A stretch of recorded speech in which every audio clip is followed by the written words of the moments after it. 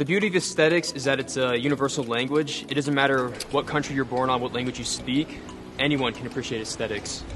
Hey, my name's Jeff Seid. I'm an American actor, entrepreneur, author, bodybuilder, and model. So I grew up in Seattle, Washington. I'm German and Swedish. I moved to Los Angeles when I was 19 years old. I've been living here for about 6 years now. I'm loving it. But pretty much on my 11th birthday, I asked my parents for a weight set. And luckily they're very supportive. They bought it for me. And it was kind of funny, like when I'd be working out, just in my room, I'd have like some 20-pound set of like dumbbells, a little barbell and stuff. And I didn't know what I was doing, but I did it because I loved it. I would just work out in my room like maybe like 4 days a week. I was pretty young. I didn't know what to do, what was going on. But after that, it just turned to a passion of mine, and I fell in love with it. Yeah, I think one of the biggest things that helped build my character is when I started wrestling when I was very, very young. I was 8 years old when I started. My parents were very supportive with that, and they were hard also on me. So they would be always pushing me. My dad was very, very strict with my training and everything. I mean, he would have me like doing my cardio before I'd go to school, and then let's say I'd be cutting weight for like wrestling weight class. It was tough, but I feel like it helped mold me into who I am today and build my character. It doesn't really matter, what you go through, struggles in your life. It's gonna help shape you as you get older. So after I tore my ACL, my final season of football, all my dreams of becoming a professional athlete were out the window. And it was definitely very, very devastating, but it actually worked out in the end because all my years of weightlifting helped me become an IFBB professional. So my dreams of becoming a professional athlete actually worked out in the end because I became a professional bodybuilder.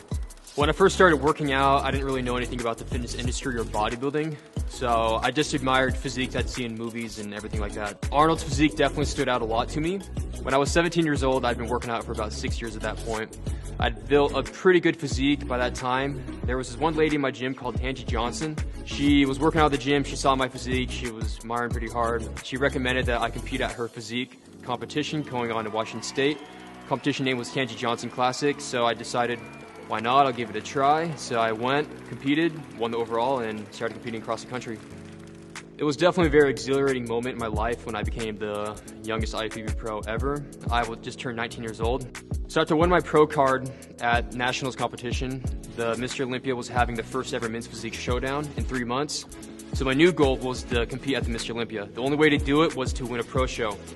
There was 4 more pro shows going on, and there was only about a month and a half left of the season. So I did every single pro show I could.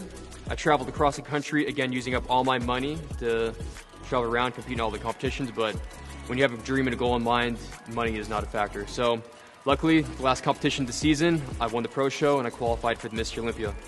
I started out, my first YouTube video was in high school. So I was a senior in high school, 17 years old. I saw a bunch of other people on YouTube doing that, and I'd already been training for about 6 years at that point. So I figured, these guys are doing it, why can't I do it? So it was just, uploading kind of like fun content, partying footage or working out in the gym, things like that. And it just kind of took over from there. So initially it was just to have fun, and then it turned into a passion of mine. When I was younger, like let's say 8 years old, I was always very ambitious. Like I mentioned earlier, I wanted to be a professional athlete, but I also wanted to be like big ambitious goals, like being president of the United States and being a professional athlete, bunch of stuff like that, So I was a young kid, dreaming big. When I was in like middle school and high school, I took drama class. I was always kind of involved in acting, and initially when I was just doing it because I kind of liked it, and it was like an easy class to do. I never really thought that I would become an actor, so it's kind of interesting to see how everything played out. My most recent movie, Commando 1944, I starred as one of the leads in the movie, and we've qualified for the 2020 Academy Awards live action short Oscars. It's going pretty good, so we're going to be probably shortlisted in a couple months. I'm excited to see that. Luckily, living in Los Angeles, there's always something to do. It never gets too boring out in the city. They relax, they just hang out with some friends. Luckily, LA always has good DJs coming out, so we got the best DJs in the country, in the world. So always a good party to go to. Let's see, if I'm getting tired of the industry, then I'll just go up to Washington. It's a quick flight away. Go hang out with my family or something. Or I'll take my dog out to go hiking, go up to the mountains up here, or go to the beach or something to hang out.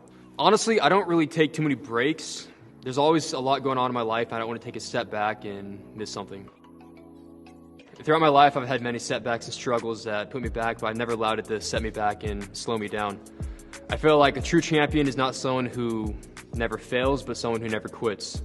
And that's one of the biggest characteristics of being a champion, is you never give up.